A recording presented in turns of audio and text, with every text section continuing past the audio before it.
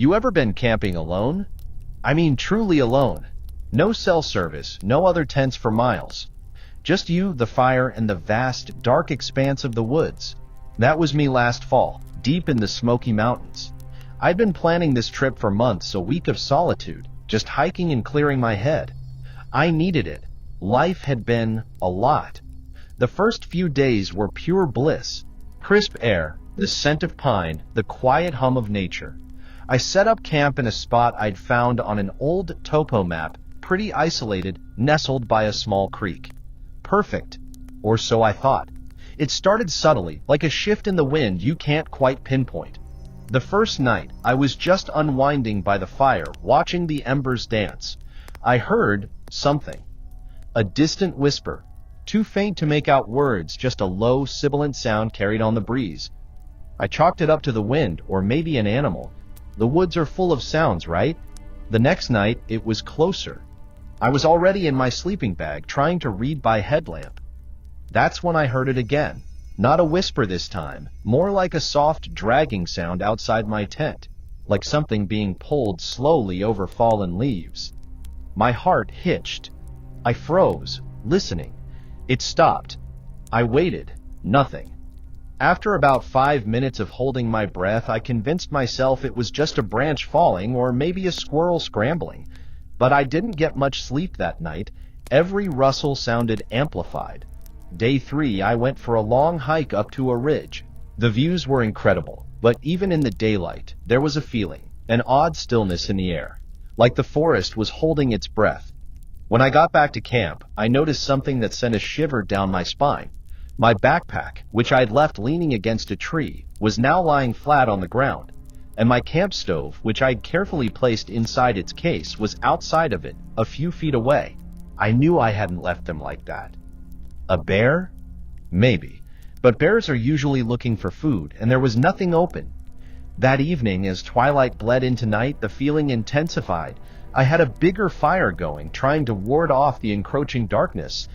I kept glancing into the trees, feeling like I was being watched, and then I saw it, just for a split second, in the periphery of my vision. A shadow, darker than the night itself, at the edge of the tree line. It was tall, impossibly thin, and it just vanished. My blood ran cold. I told myself it was my imagination, playing tricks on me in the fading light. But my gut screamed otherwise. I stayed awake all night, huddled by the fire, listening. The whispers were back, closer now. They sounded like they were circling my camp. And then, the footsteps. Slow, deliberate thuds on the forest floor. Not like an animal, more like someone walking, two-footed. They seemed to move around my tent, getting closer, then receding, then closer again. My entire body was rigid with fear. I clutched my multi-tool, useless as it was against whatever was out there. That was the turning point. Just before dawn, when the pre-sunrise gloom was at its deepest, I heard a loud crack right behind my tent. It sounded like something big, heavy, had just snapped a thick branch. I scrambled out, heart hammering against my ribs, and shone my headlamp into the darkness. Nothing, just the trees, silent and menacing. But then I saw it. On the ground, directly behind where my head had been inside the tent, a single, freshly snapped branch, about as thick as my arm. It hadn't fallen from a tree. It looked like it had been broken off with immense force and placed there. A warning. I didn't pack up. I fled. I threw my gear into my car in a blind panic, not even bothering to properly secure anything. I drove out of those mountains like a bat out of hell, the sun just barely kissing the eastern horizon. I didn't stop until I was hours away, in a brightly lit diner with a lukewarm cup of coffee shaking in my hand. I've told a few people about it. Some nod sympathetically, others just give me that look, the one that says, poor guy, just a little too much time alone in the woods. But I know what I saw. I know what I heard. And I know that feeling of being utterly, completely watched. I haven't been back to the Smokies since.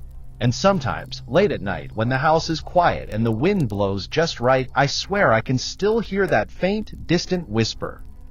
And I can't shake the feeling that something in those mountains is still watching, waiting. And sometimes, just sometimes, I wonder if it knows exactly where I am.